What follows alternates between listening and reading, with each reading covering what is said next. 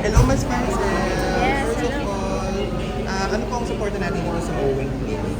Yes, of course, since I'm an ambassador of the SB Clinic, and Owen is actually a sister company of SB Clinic. So, um, since I'm an ambassador, and of course, I also am an advocate of men's health, because not just for women's, also for men's dapat, they also need to take care of themselves. So, I'm here to support, of course, Doc Pareha, and of course, the whole team of Owen's health.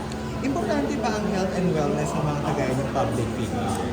Yes, and not only for public figures, and of course to everyone naman. And it's something that you can show the people that you're taking care of yourself. And of course, your loved ones also, they also need care. Not only yung hygiene, syempre yung outer din, kasi yung nakikita always ng tao.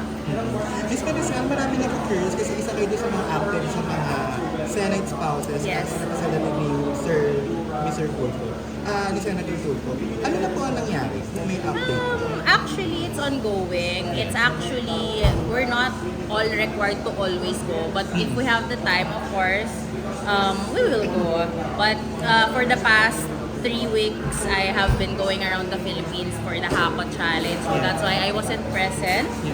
But I think January 15, they had an activity, and then I think today they also had an activity, but I'm here. So the next one would be in Capiz, and maybe I will be there. So it's actually depending on the schedule of the spouses. So it's still ongoing, even if a lot of things are happening now. Tuloy-tuloy pa rin po ang servisyo ng Senate spouses. Nagbago po ba yung path? Kasi syempre nagbago yung president. Not naman really, because the Senate spouses goal is to really just help the livelihood and everyone else, not just the women but also the families. So walang nagbago, it's just of course the president changes, but everything else is the same. Affected po ba ang lahat? Siyempre, kasama kayo dun, family yung kasama niyo, kayo kung mga sa spouses, tapos family members. Siyempre, may mga controversy with each family. Yes. Nararamdaman niyo po ba yung kayo? Naapektuhan ba yung Actually, nakakatawa kasi when we do the Senate spouses activities, parang wala nangyayari. Because we're all focused on helping, and that's the main goal of the Senate spouses. So, we're okay. And people do comment na, baka kasi may issue yung, for example, my father and the father of one of the spouses, hindi kami nag-aaway or nagtatalo pag nakikita kami. Kasi we're outside of that issue and we're not part of it, so we don't want to meddle with it. Ma'am, dati kasi si Hart ang di ba? Kasi Before, yes, si Miss Hart. kamusta po kayo nila Hart? Ganun pa rin, ma'am? We're still okay. We still message from time to time, and even the other spouses naman, the ones that are really active back then when she was the president, and up until now, we all do have a group chat, the Senate spouses. So, lahat naman, pag may birthdays, yung each other, nagbabadean kami sa group chat. Pwede ba dalhin mo kami doon sa eksena? Kasi syempre ang isip ng mga kababayan natin is parang sa teleserye. Yes. Na parang pag may problema yung isa, pag-chichismisan ng isa. May ganun ba sa inyo? No, I think we're all so busy with the things we're doing. So, we don't really talk about, may issue ngayon si Sen ganito, or parang baka hindi hiwalay na sila ni gano'n. We don't really talk about it.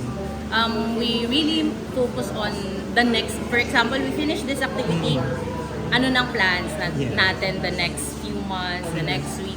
Kasi we plan to at least be active at least twice a month. May activity ang SSFI as much as we can. Kasi we also want it to be really active even if kunyari walang session ng Senate ngayon or there is. So tuloy-tuloy lang siya the whole year. It doesn't really stop. Ma'am, okay. How's Senator Rafi as a father naman? Senator Rafi is a good dad. Of course, he's really busy. Everyone else is busy in the family. Of course, my mom is also in politics, and also my brother as well. So, that's why we do our annual vacation, which is when we go to the US. Kasi yun yung pinaka-bonding namin. And as a father, regardless of what I'm doing, what my brother's doing, what my mom's doing, he's really supportive with everything. So even with the Senate spouses, whenever I tell him, oh, Papa, pupunta ako sa ganito and we need a donation Yes. to help, he's open to what I'm gonna decide to because I'm the one who goes to the Senate spouses. So very supportive siya, even to my brother, to my mom. Kahit busy sila lahat, we don't get to see each other normally here in Manila, but very supportive sila. Ma'am, kasi ma'am, we all know na nagkakaroon ngayon ng siguro ng mga Turbo Brothers eh. How do you handle that? Hindi na apektuhan ba naman? We don't really meddle with our personal issues, even with my dad and his brothers. We let him decide on what he wants to do. So if he wants to stay silent, we just support him of what he wants. And even my other titos, we don't really touch it because it's a family matter. Even we're family, yes, but it's something na I think they can handle on their own. Pero nakausap po si Sir Ben po ba ang nakatapos? Yes. Nakaka-text niyo po ba? We're still in good terms. We didn't, well, me, I don't really have something with him. So we just let our uncles and of course my dad do their own thing. Diba? Miss Maricel, ano lang, kasi syempre, na-mention mo yung mga bakasyon yung once a year, annual vacation. These mga nakaraang mga months, mahirap po bang gumalaw? Kasi syempre, nasa political plan ka, mahirap po bang gumalaw ng parang konting bakasyon mo, konting ganito, may masasabi ang mga. How do you handle this? Actually, like what I've always said, even before my family came into politics Yes. and even before I became a vlogger, Yes. I would always say that whatever you are, just stay as is. And even before we went into politics, we were always like that. We go to the US Yeah. once a year. Yeah. Kasi even before, hindi pa Yeah. busy, talagang hindi kami nakikita talaga sa Manila. We do, but every Mother's Day, birthday ko, Yeah. Father's Day. So, you know, it's something na doon lang kami para kaming Pinoy Big Brother na nakukulong sa bahay. Tapos, doon kami nagbabonding for a month. So, hindi kami nahirapan gumalaw because that's who we really are. And even up until now, we still do the same things that we do even before. So, for the people who comment na, oh, alam mo yun, parang nag-iba yung lifestyle, we don't really get hurt because it's something na we didn't really even notice. Kasi we were the same people. It's just that maybe yung spotlight kasi is with us now more.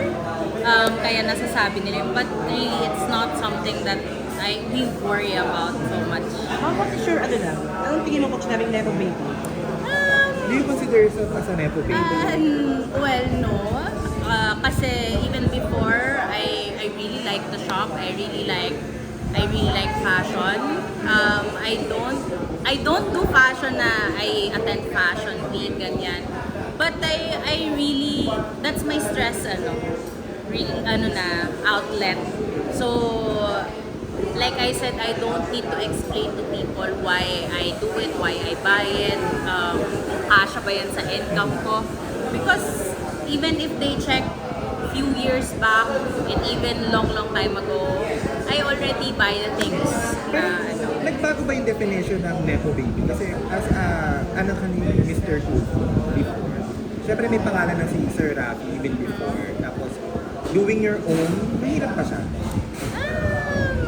Yes, in the start because I really told my dad na, I really want to detach. I don't want to be labeled as anak ng senator lang.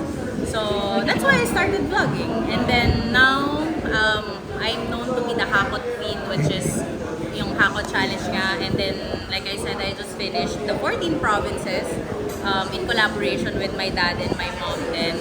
So, it's really a humbling experience because people know me as the Hakot Queen, not the senator's daughter. Of course, may mga ibang, syempre, hindi naman maalis sa isipan nila na, anak ni Senator Rafi. But, you know, they know me more as, you know, when's the next Hakot Challenge? Saan po yung susunod yung destination? So, nagbago na siya? Yes. Ever since I started it, and it was actually accidental na mabuo yung Hakot Challenge idea. And then I think my dad was also shocked na a lot of his friends also watch Hakot Challenge. And then a lot of them are inviting me to do the Hakot Challenge.